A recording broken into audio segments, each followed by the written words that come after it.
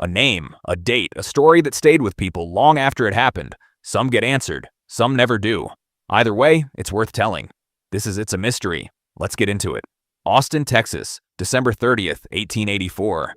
It's cold. Snow on the ground, which barely happens in this part of Texas. Behind a wealthy family's home, in a small servant's quarters, a 25-year-old cook named Molly Smith is asleep. She won't wake up. By morning, she's found outside, near the outhouse. Her skull split open by an axe. No witnesses, no sign of forced entry anyone can explain. Just gone. The city moves on. One tragedy, one isolated crime. 5 months pass, then it happens again. Another servant, another axe. Almost the exact same wounds, the exact same time of night. And at this point, you'd expect panic. Investigations, front page headlines. You'd be wrong. Here's the uncomfortable part of this story. Nearly every victim so far is a black woman, working as a live-in domestic servant inside white households across the city. And in 1885, Austin, that fact alone decides how seriously anyone in power takes what's happening. So the killings continue, quietly, almost unnoticed by the people who could actually stop them. May, a woman named Irene Cross is attacked so brutally that a reporter at the scene can barely bring himself to describe it. August, another attack. A servant named Rebecca Ramey survives. Her 11-year-old daughter, asleep right beside her, does not. Sit with that for a second, an 11-year-old girl. By now, whoever's doing this has struck at least half a dozen times. Always at night, always while the victim slept.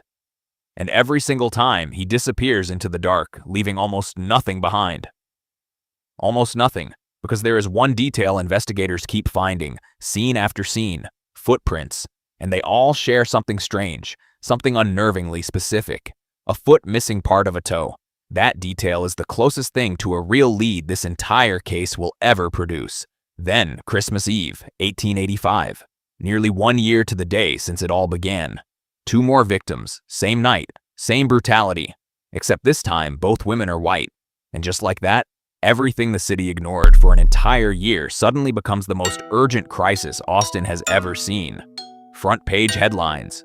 The mayor personally hiring Pinkerton detectives, the closest thing to a private investigative agency the country had at the time. Armed citizens patrolling the streets after dark, waiting for a killer who has already proven again and again that he can vanish without a trace. Witnesses do come forward, but their descriptions contradict each other completely.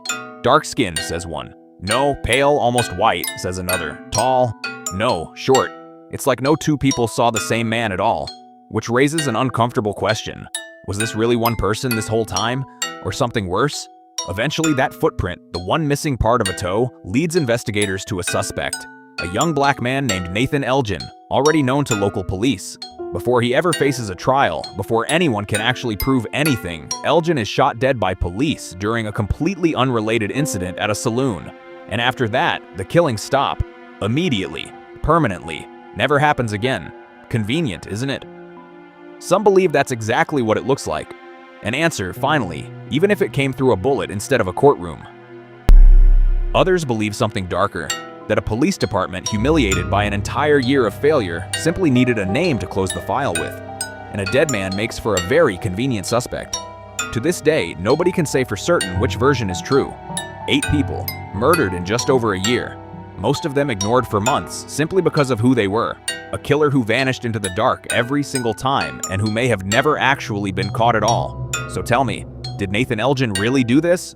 Or did an entire city just need someone to blame?